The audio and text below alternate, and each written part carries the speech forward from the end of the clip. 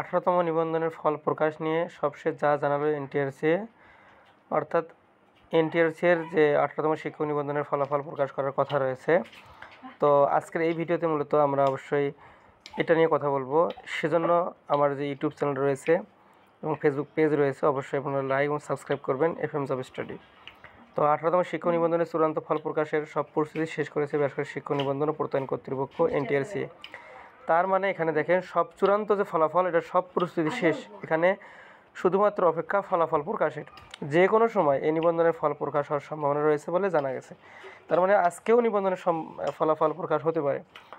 So আমরা দেখব সামনে কি বলা আছে। মঙ্গলবার এনটিআরসির একটি সূত্র ডেইলি ক্যাম্পাসকে জানিয়েছেন আগামীকাল বুধবার সংস্থাটির বোর্ড সভা রয়েছে। এই সভা শেষে 18তম শিক্ষক নিবন্ধনের ফল প্রকাশ হওয়ার সম্ভাবনা রয়েছে। সবাই সিদ্ধান্ত নেওয়া হয়েছে যে আগামীকাল রেজাল্ট প্রকাশ করা হবে কিনা। এটা আগামীকাল যেহেতু বোর্ড সভা রয়েছে, তো অবশ্যই সেটা ওনারা ভেবে দেখবে। এ বিষয়ে এনটিআরসির সচিব doctor AM Rizwanul Haque daily ক্যাম্পাসকে বলেন যে কোন সময় ফল প্রকাশিত হবে সেটি সুস্পষ্টভাবে বলা যাচ্ছে না। সব কিছু ঠিক থাকলে, অর্থাৎ টেকনিক্যাল কোনো সমস্যা না থাকলে ঈদের আগেই 18তম শিক্ষক নিবন্ধনের ফলাফল প্রকাশিত হবে।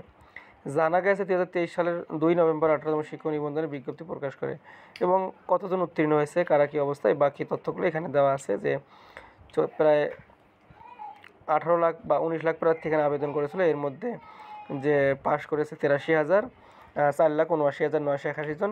এরপরে এই 4,79,981 জন লিখিত পরীক্ষা অংশগ্রহণ করে। এরপরে ভাইবার জন্য নির্বাচিত হয় প্রায় 83,865 জন প্রার্থী। সো এই তথ্যগুলো এখানে দেওয়া আছে। তো মোট কথা যেটা, আগামীকাল রেজাল্ট প্রকাশের প্রচুর সম্ভাবনা রয়েছে। তো আপনারা অবশ্যই আগামীকাল রেজাল্ট পাবেন বলে আশা করছি। তো আজকে রাতেও হতে পারে রেজাল্ট, এবং যেহেতু এনটিআরসি সচিব বলছে ঈদের আগে দেবে, তার মানে ঈদের আগেই রেজাল্ট প্রকাশ হবে ইনশাআল্লাহ। তো সকলকে ধন্যবাদ জানিয়ে আজকের মতো এখানে শেষ করছি। আসসালামু আলাইকুম।